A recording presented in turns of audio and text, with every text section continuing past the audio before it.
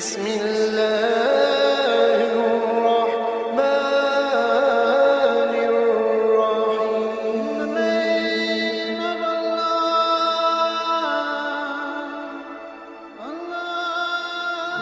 بسم اللہ الرحمن الرحیم.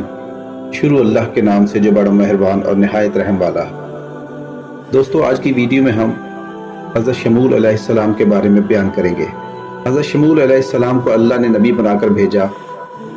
آپ لوگوں کو دین کی دعوت دیتے اور نیک کام کرنے کی تلقین کرتے. آپ تورات کے حافظ تھے. بنی اسرائیل کے بہت سے لوگ آپ علیہ السلام پر ایمان لے آئے اور آپ کی تعلیمات پر عمل کرنے لگے. لوگوں نے حضرت شمول علیہ السلام سے التجا کی کہ ہم طاقتوروں سے مغلوب ہو جاتے ہیں، وہ ہمارا خون بہاتے ہیں، ہمیں بے گھر کر دیتے ہیں، ہماری اولاد کو غلام بنا لیتے ہیں. ہماری کمزوری سے فائدہ اٹھا کر عمالقہ ہم سے تابوت سکینہ چھین کر لے گئے. ہم کچھ نہ کر سکے. ہم چاہتے ہیں کہ ہمارے اندر اتنی طاقت پیدا ہو جائے کہ ہم ان سے تابوت سکینہ واپس لے آئیں. کافروں نے تابوت سکینہ کو لے جا کر بہت نقصان پہنچایا. بہت نقصان پہنچانا چاہا لیکن کامیاب نہ ہو سکے. تابوت سکینہ کی تعریف یہ ہے کہ اس تابوت میں تورات کے علاوہ حضرت موسیٰ علیہ السلام، حضرت ہارون علیہ السلام کے تبرکات تھے، اس لیے اسے مقدس اثاثہ سمجھا جاتا تھا.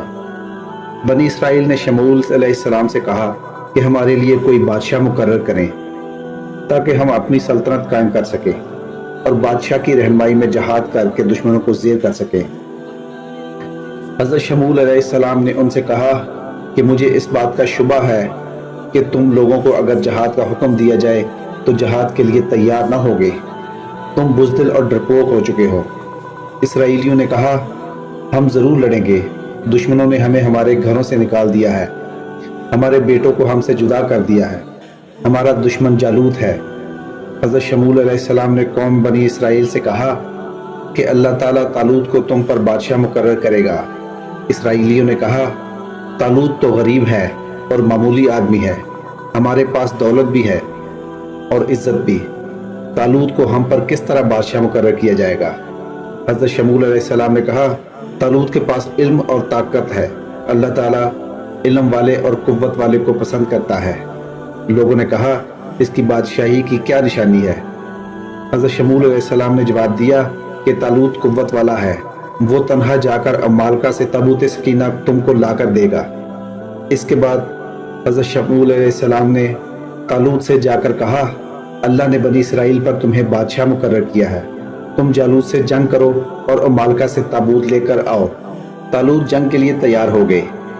جنگ میں شامل کرنے کے لیے لوگوں کو جمع کیا اور کہا کہ جالوت ظالم ہے، ہم اس سے جہاد کریں گے اور تابوت سکینہ کو واپس لائیں گے. کیا تم سب جہاد کے لیے جانے کے لیے تیار ہو؟ قوم اسرائیل نے کہا، ہم کیوں نہ جہاد کریں گے. جہاد میں شامل ہونے کے لیے بہت بڑی تعداد میں لوگ طالوت کے پاس گئے اور جہاد میں شرکت کی خواہش ظاہر کی. طالوت جانتے تھے کہ قوم بنی اسرائیل بزدل ہے. طالوت نے ان سے کہا کہ مجھے معلوم ہے کہ تمہارے حوصلے پست ہیں، تم میدان جنگ میں ٹھہر نہ سکو گے، اس لیے میں چاہتا ہوں کہ میں تمہیں آزمائش میں ڈالوں. جہاد میں جانے کے لیے تمہیں کڑے امتحان سے گزرنا ہوگا. جو لوگ اس آزمائش میں پورے اتریں گے وہی دشمن کا مقابلہ کر سکیں گے. طالوت نے جہاد میں جانے والوں سے کہا کہ جب دشمن کا مقابلہ کرنے چلو گے تو تم دیکھو گے کہ راستے میں ایک نہر بہہ رہی ہے. پانی دے کر تم لوگوں کو پیاس محسوس ہوگی. جو لوگ اس نہر کا پانی پئیں گے وہ ہمارا ساتھ نہیں دے سکیں گے. ہاں، اگر حلق تر کرنے کے لیے چلو بھر پیو گے تو کوئی مذائقہ نہیں ہے. چنانچہ طالوت کی اس شرط کو سن کر بہت سے لوگ حوصلہ ہار گئے اور واپس لوٹ گئے. جن لوگوں کا ایمان پختہ تھا وہ طالوت کے ساتھ روانہ ہوئے. راستے میں ایک نہر ملی. کچھ لوگ پیاس برداشت نہ کر سکے، وہ پیٹ بھر کر پانی پی گئے. ایسے لوگوں کو طالوت نے علیحدہ کر دیا. جن لوگوں نے پیاس برداشت کی وہ طالوت کی فوج میں رہے، دشمن سے مقابلہ کے لیے راستہ طے کرتے رہے. وہ اللہ پر پختہ یقین رکھتے تھے اور ایمان والے تھے.